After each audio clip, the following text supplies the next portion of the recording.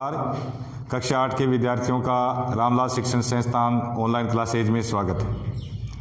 आज अपन पहले पाठ के बारे में जो कल पूरा करवा दिया था, अब इसका आगे होमवर्क भी देंगे, लेकिन कुछ चीज़ें हैं जो मैं दोबारा फिर से रिपीट कर देता हूँ कि ये पाठ था किसके बारे में था, इस पाठ में क्या क्या चीज़ें बताई गई थी, किन चीज़ों के बारे में अपने पढ़ा है, किन चीज़ों के बारे में अपने लिखा है। तो जो लिखने वाली चीज़ें हैं वो मैं आज आपको व्हाट्सएप पर भेज दूंगा। आज कोई ज़्यादा लिखने वाली चीज़ नहीं है। जो आगे के प्रश्न हैं पाठ के, उन्हीं प्रश्नों को अपने लिखेंगे नोटबुक में। बाकी पहले वाली जो चीज़ें थी जो मैंने आपको लिखने के लिए दी थी, शायद आपने लिख ली होंगी। एक पाठ और करवाने के बाद आपका एक टेस्ट भी लिया जाएगा। देखते हैं आप कितना घर पर पढ़ते हैं। तो इस पहले पाठ में था इतिहास के बारे में था, इतिहास के कालखंड, इतिहास के कालखंड, कालखंड यानी समय, समय। तो देखो इसमें अपने दो बातें पढ़ी हैं। एक भारतीय इतिहासकारों के बारे में थोड़ा पढ़ा है, दूसरा ब्रिटिश इतिहासकारों के बारे में पढ़ा है कि ये भारतीय इतिहास को किस प्रकार से विभाजित करते हैं। तो अपने भारतीय इतिहासकारों के बारे में पढ़ते हैं तो उसमें अपन पाते हैं कि भारतीय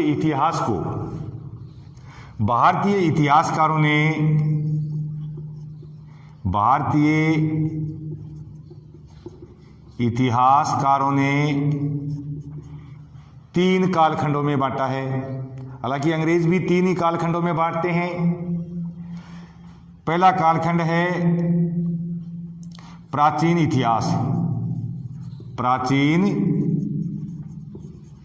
इतिहास, जिसके बारे में मैंने लिखाया था सभ्यता के प्रारंभ से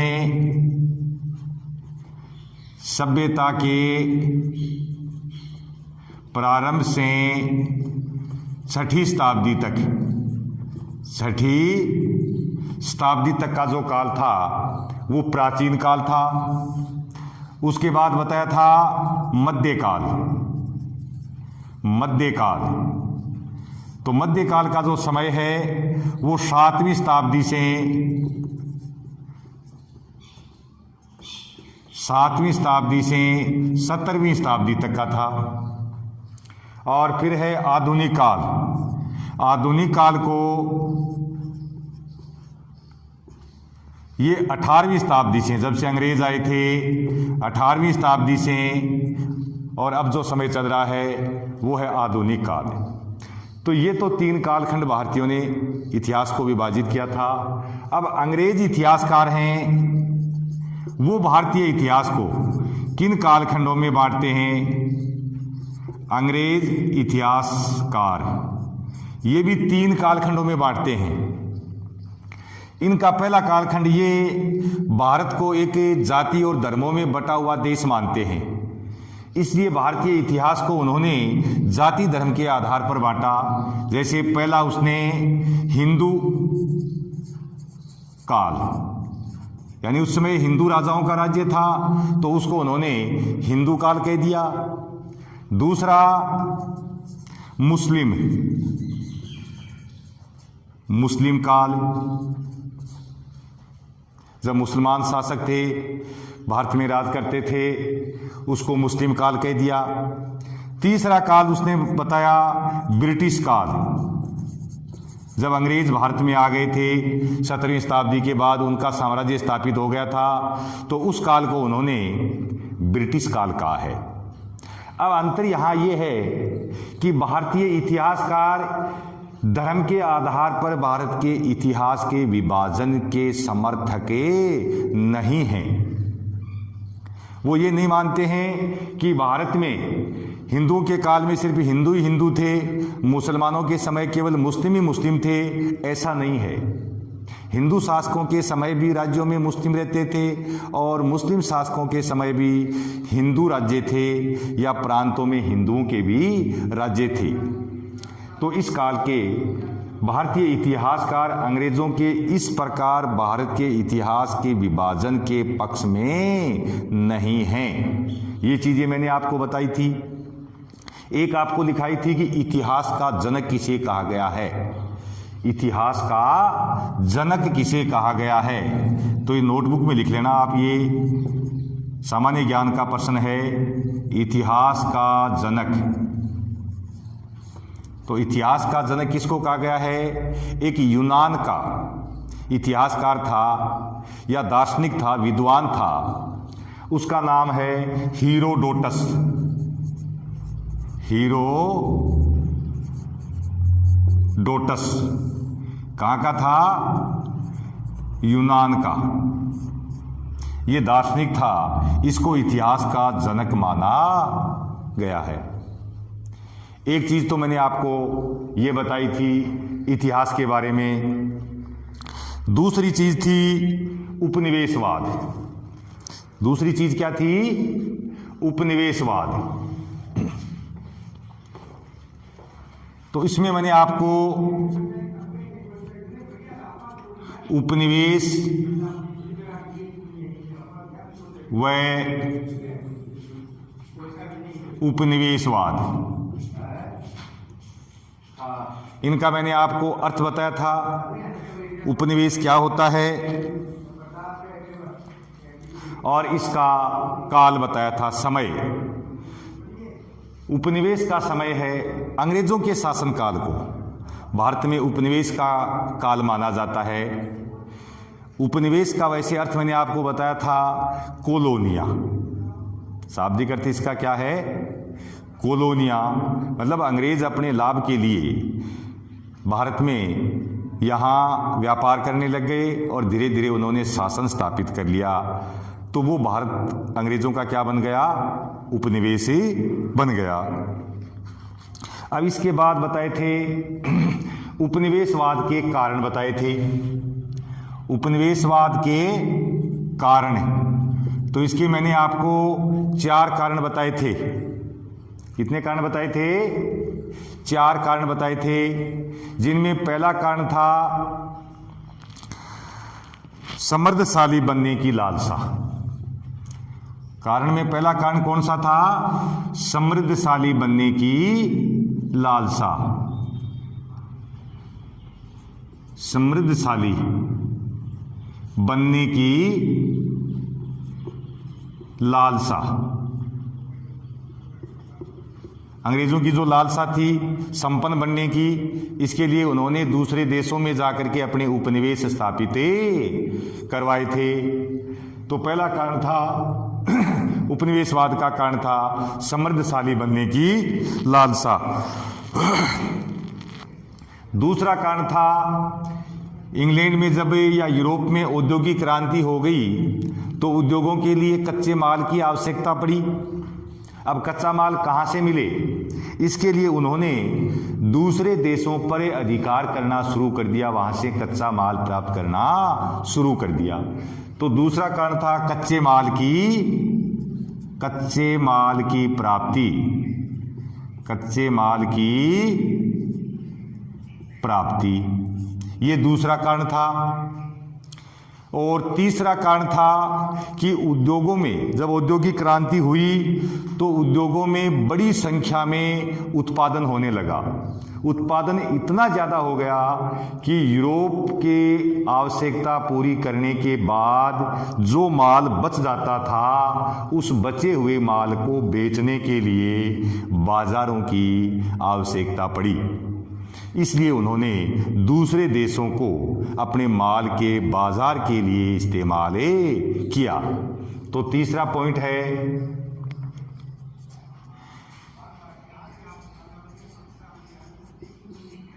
निर्मित माल की बिक्री।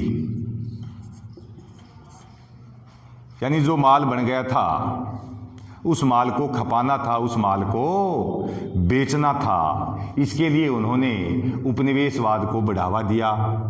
और चौथा कारण बताया था मैंने आपको, यूरोप में जनसंख्या में वृद्धि। भाई औद्योगिक क्रांति के कारण यूरोप में बड़े बड़े नगरों की स्थापना हुई, नगरों की जनसंख्या बढ़ने लगी, तो उससे बढ़ती हुई जनसंख्या को बसाने के लिए उन्होंने उपनिवेशवाद को बढ़ावा दिया, यानी अपने लोगों को ले जा करके दूसरे देशों में बसाना शुरू कर दिया। जैसे अपन देखते हैं अमेरिका भी उनका उपनिवेश बना, अफ्रीका भी उनका उपनिवेश बना, एशिया के देश भी बहुत सारे उपनिवेश बने। तो यूरोपीय जातियां थी वो इन देशों में आकर के बस गई। तो जनसंख्या, बढ़ी हुई जनसंख्या को बसाने के लिए उपनिवेशवाद की आवश्यकता पड़ी। तो ये 4 कारण थे उपनिवेशवाद के कारण। तीसरा जो चीज आपको मैंने बताई थी कि ब्रिटिश भारत का इतिहास लिखने के लिए प्रमुख स्रोत, तीसरी चीज थी ब्रिटिश भारत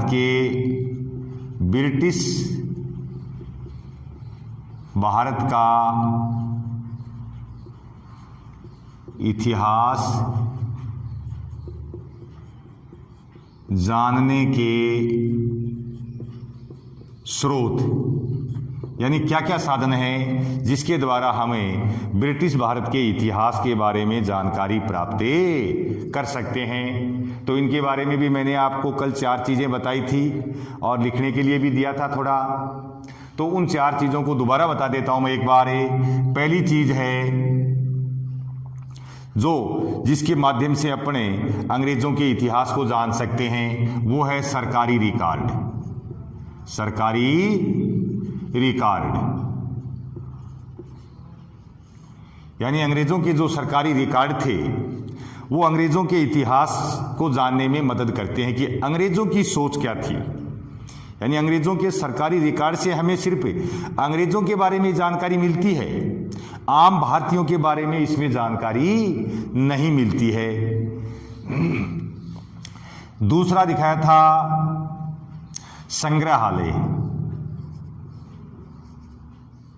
संग्रहालय यानी अंग्रेजों ने अपने महत्वपूर्ण दस्तावेज, महत्वपूर्ण जो जानकारियां थी उनको लिख करके संग्रहालयों में रखा।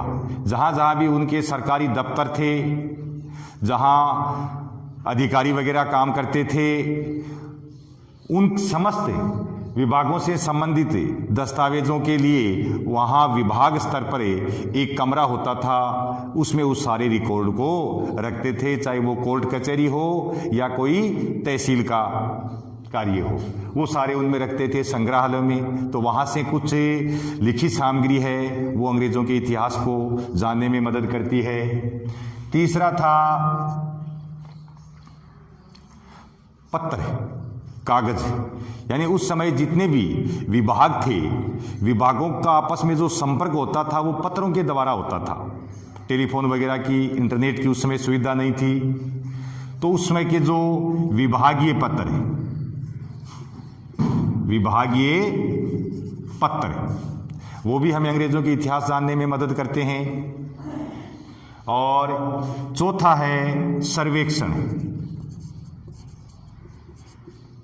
सर्वेक्षण यानी अंग्रेज जहां भी जाते थे, जहां भी व्यापार करते थे, शासन करते थे, उस क्षेत्र का वो पहले नक्शा बनाते थे और नक्शे के अंदर उस क्षेत्र से संबंधित समस्त जानकारियों को संग्रहित करते थे, समस्त जानकारियों को उस नक्शे में दर्शाते थे और उसी के अनुरूप अपनी कार्य पद्धति तैयार करते थे, अपनी नीतियां बनाते थे। तो ये जो 3 चीजें महत्वपूर्ण थी इस पाठ में, पहला था इतिहास के कालखंड, इतिहास के कालखंड। दूसरा टॉपिक था उपनिवेश, उपनिवेशवाद का अर्थ, उपनिवेशवाद के कारण। और तीसरा टॉपिक है इसमें कि ब्रिटिश भारत के इतिहास को जानने के प्रमुख स्रोत यानी साधने कौन कौन से हैं। तो इस पाठ में मुख्य रूप से 3 ही टॉपिक थे, तीनों टॉपिक मैंने आपको बता दिए हैं। अब इस पाठ में अंत में जो प्रश्न हैं उन प्रश्नों के बारे में अपने पढ़ेंगे और उन प्रश्नों को आपको अपनी नोटबुक में भी लिखना है। अब इसमें से छोटे छोटे कुछ क्वेश्चन आते हैं, उनको भी आपको अलग से नोट करना है। जैसे मैंने लिखा है, इतिहास का जनक किसे कहा जाता है, भारतीय इतिहास को अंग्रेजों ने कौन से कालखंडों में बांटा है, भारतीय इतिहासकार भारत के इतिहास को कौन कौन से कालखंड में बांटते हैं, अंग्रेज सरकारी रिकॉर्ड को संभाल कर क्यों रखते थे, या अंग्रेज सर्वेक्षण पर बल क्यों देते थे। ये जो सारी चीजें हैं, और अंग्रेजों ने अपने सरकारी रिकॉर्ड को रखने के लिए किन किन क्षेत्रों में संग्रहालय बनाए थे, ये सारी चीजें मैंने आपको लिखा दी हैं। उनको आप अच्छी तरह से नोट कर लेना। आपका मैं लिखित में एक टेस्ट भी लूँगा एक पाठ पूरा होने के बाद, तो आप इसको अच्छी तरह से याद कर लेना। कोई भी चीज़ अगर समझ में नहीं आई है, वीडियो में साफ दिखाई नहीं देती है, तो आप उसको ज़रूर लिख करके भेजें या टेलीफोन के माध्यम से उसका हल पूछें।